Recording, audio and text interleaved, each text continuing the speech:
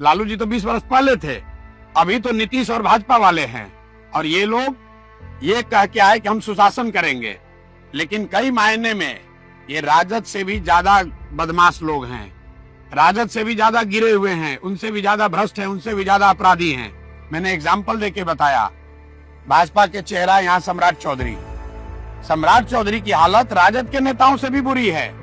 तेजस्वी यादव 9वीं नहीं पास किए, तो तेजस्वी यादव कम से कम ये कह तो रहे कि हम 9वीं पास नहीं किए हैं। ये आदमी 7वीं नहीं पास किया है, लेकिन कहता है कि हम अमेरिका से डिलीट का डिग्री लिए हैं और झूठ बोल रहा है। लालू यादव के राज में लोग कहते थे कि अपराध होता है, यहाँ पर ये खुद अपराधी है। ये आदमी 7 लोगों के हत्या का अभियुक्त है, और आरोपी नहीं है, अभियुक्त है। 7 लोगों की हत्या के आरोप में ये व्यक्ति अभियुक्त के तौर पर जेल में गया, और जेल से बाहर सिर्फ इसलिए आया क्योंकि एक सर्टिफिकेट इन्होंने लगाया कि हम 15 साल के, हम नाबालिग हैं। अब आप इतने बड़े पत्रकार हैं, आप बताइए, निर्भया का रेप केस हुआ, इसमें 2-3 लोग इसलिए छूट गए, बरी हो गए क्योंकि वो नाबालिग थे, तो क्या वो रेपिस्ट नहीं है?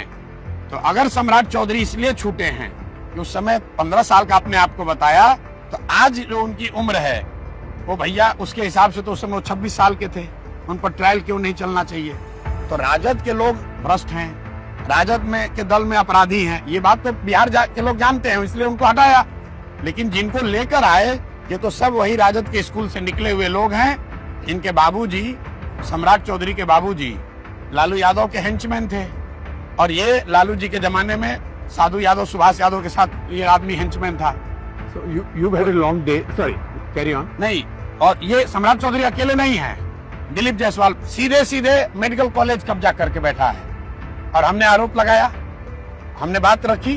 अगर आप सही हैं तो आप आके जवाब दे दीजिए पब्लिक में, हम पर मानहानि का केस कर दो। अगर हम गलत बोल रहे हैं, हमने कहा सम्राट चौधरी हत्या के अभियुक्त हैं, हम गलत बोल रहे हैं, आप उप मुख्यमंत्री, हम पर केस कर दो, हमको पकड़ो, अंदर करो।